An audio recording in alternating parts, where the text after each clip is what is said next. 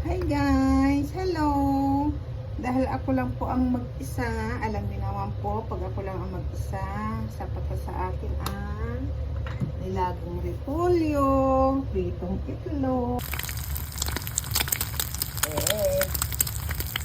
Sarap ang tignan, di ba? Kahit itlog lang, okay na yan. Itlog, Tapos na yung nilag. Guys, look. Ayan, lagay natin sa ibabaw ng kanin. Ayan, lagay natin siya. Para, wait a minute. Matigas siya.